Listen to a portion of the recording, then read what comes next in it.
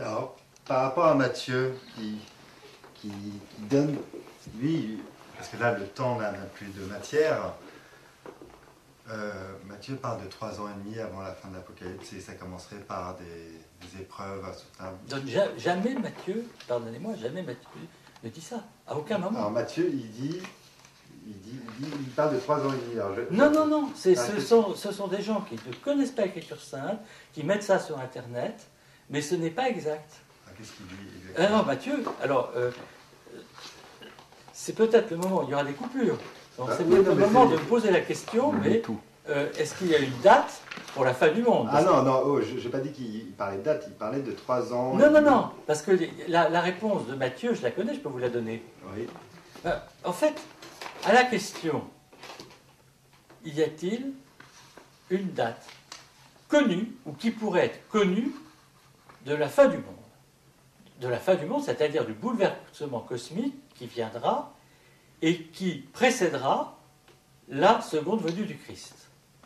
Et là, la réponse, elle est extraordinairement simple. Si un prophète, 100 prophètes, 1000 prophètes, 1 million de prophètes, je m'arrête à 1 million, vous disent le Christ est là, n'y allez pas. Le Christ dit, on vous dira à cette époque que je suis ici ou que je suis là, n'y allez pas. Si un prophète, 100 prophètes, 1000 prophètes, 1 million de prophètes disent la date du commencement de la seconde venue du Christ et des cataclysmes qui vont lui précéder, c'est le chiffre en blanc. Eh bien, soyez sûrs et certains que ça ne peut pas être cette date. Et je vais vous dire pourquoi. Je cite Matthieu, dont vous m'avez parlé, et je pourrais citer les autres évangélistes, puisque vous avez 3 autres évangélistes qui en parlent, 2 autres évangélistes qui en parlent de manière très claire. Mais dans Matthieu 24, verset 36, mais de ce jour-là et de l'heure, personne ne sait rien, ni les anges dans les cieux, ni le Fils, si ce n'est le Père seul. Ce qui veut dire que cette date échappe à toute prophétie. Les faux prophètes donneront une date, mais ça ne sera pas la véritable date, puisque même le Fils de Dieu, dans un mystère incroyable, parce que, selon moi, tout ce que connaît le Père, le Fils le connaît, mais là, il parle du mystère de son incarnation, et il n'a pas voulu transmettre ce mystère en tant que Dieu fait homme à ses apôtres.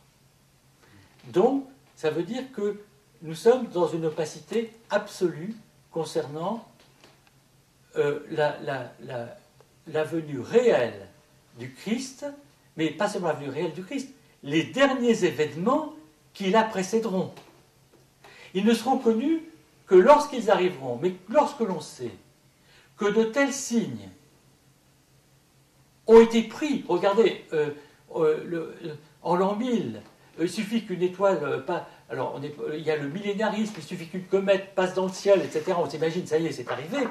On a eu des tas de gens qui ont tout d'un coup cru et interprété que, ça y est, qu'il y avait au moins un élément destructeur qui est arrivé. Il y a quelques années, vous avez quelqu'un, je ne vais pas citer son nom, mais qui était un couturier, qui aurait mieux fait de continuer à faire des jolies robes, si on aime son style, et qui a prédit, pour une date en août 99, la destruction de Paris avec la station Mir qui allait tomber sur Paris. Donc, on peut être dans le ridicule à chaque fois de ce genre de prophétie. Alors, en fait, si on est un faux prophète, on a intérêt à avoir une date qui soit bien après sa mort pour ne pas paraître ridicule et pouvoir engranger beaucoup de disciples et faire beaucoup d'argent et intéresser tout le monde. Mais à chaque fois qu'il y a une date d'annoncer, c'est le ridicule qui est venu donner sa signature sur la réalité de cette date. Et que ce soit celle-là ou une autre, c'est exactement pareil. Il ne se passera rien en 2012. Rien de plus que ce qui pourrait se passer comme catastrophe, comme il y en a eu déjà dans le monde, et comme malheureusement il y en aura encore. Mais là, je reviens sur Saint Jean, quand il parle des grandes phases du ciel, d'absinthe et d'amertume. Alors, l'absinthe et l'amertume, quand on voit le problème de la pollution... Que vous me remettiez. Oui, alors, là, moi, je suis ravi que vous parliez de l'absinthe et de l'amertume. C'est tout d'un coup quelqu'un qui est sur un cheval noir, je crois, je ne sais plus très bien, qui envoie une étoile, enfin, quelque chose qui va transformer un tiers des eaux du monde, ou un quart des eaux du monde, je ne dis plus le terme, en absinthe. Mais l'absinthe, ça veut dire justement une eau impropre à la consommation. Et comme il s'agit du monde, nous voyons que le phénomène mondial de la pollution est très récent. Donc, c'est vrai que nous pouvons avoir une interprétation a posteriori de cet écrit qui date d'il y a pas tout à fait 2 millions, mais presque. Nous pouvons avoir une interprétation a posteriori et de dire oui, ça ressemble bien à la pollution, comme je parlais tout à l'heure de ce qui ressemblait bien à la carte bleue sans lesquelles on ne peut pas faire d'échange. Mais ce sont, là encore, je devrais dire, c'est le cas de toutes les prophéties. On ne les comprend qu'une fois que l'événement est arrivé. Et je gage, parce que là on est dans la vérité du sujet, que malheureusement, nous ne comprendrons l'Apocalypse dans ce qu'elle a de plus important.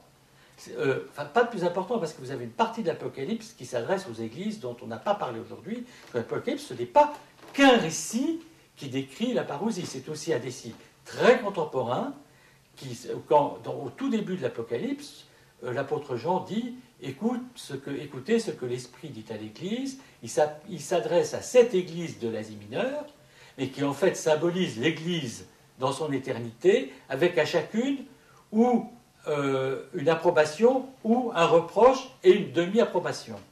Et en fait, dans les reproches, moi je vois tout à fait des reproches qui s'appliquent à l'Église d'aujourd'hui comme à celle d'hier, dans son histoire et dans les erreurs des hommes au sein de l'Église, bien entendu, parce que l'Église en elle-même est immaculée et sans tache. En revanche, je disais, les signes ne se comprennent qu'une fois ils sont arrivés. Donc, nous ne comprendrons l'Apocalypse qu'au fond que lorsque le Christ sera devant nous, en face de nous, que nous soyons encore sur cette planète vivant, ou que nous ressuscitions pour ceux qui croient dans la résurrection, les chrétiens y croient. Donc, je suis persuadé que personne ne peut avoir les clés d'Apocalypse, parce que l'interprétation prophétique ne se fait qu'une fois l'événement arrivé. Qui pouvait comprendre dans les prophéties annonçant la venue du Christ des textes qui sont dans Isaïe, en disant ils l'ont percé, c'est le Christ qui est percé sur la croix. Les apôtres ont compris ce signe, comme un agneau sans tache muet devant celui qui le tond, il n'ouvre pas la bouche, comme dit encore Isaïe. Ce sont des choses, c'est le Christ qui se livre volontairement sur la croix. Ce sont des choses que les chrétiens ont interprétées comme étant le Christ, que les juifs ne reconnaissent toujours pas. Eux, ils attendent que ces signes arrivent. Vous voyez, même la difficulté d'interpréter un texte prophétique, c'est que nous avons des éléments pour dire c'est le Christ dans sa venue sur terre, sa première venue sur terre qui est annoncée dans les prophètes de l'Ancien Testament, mais vous avez une partie de l'humanité qui n'adhère absolument pas à ces prophéties. Mais ce qui est sûr et certain, c'est que l'Apocalypse ne se prêtera pas à ce genre de problème, puisqu'il s'agit de la deuxième venue du Christ, qui, elle, sera sans discussion possible. Donc, nous ne comprendrons l'Apocalypse que lors de la seconde venue du Christ. Avant, on est dans des conjonctures. Ce que j'ai dit tout à l'heure d'interprétation possible, ou sur l'absinthe, ou sur le front et la main avec le chiffre de l'Antichrist, etc., ce sont, je le répète, des interprétations possibles. Je ne dis pas que c'est la vérité. Je me tromperai lourdement, et je tromperai ceux qui m'entendent en disant que c'est la vérité. Je dis, ce sont des interprétations possibles s'appliquant à notre société d'aujourd'hui. Par contre, ce qui est vrai, c'est que l'Apocalypse décrit, quand on voit dans ces scènes de bataille des insectes, parce que comment décrire un char d'assaut du XXe siècle lorsque l'on est un homme du 1er siècle. C'est absolument impossible. Donc, leur queue lance des flammes, c'est en fer, etc. ça fait un bruit, un très très grand bruit, il prend ce qu'il a, il essaie de donner une description sur quelque chose qui est incompréhensible.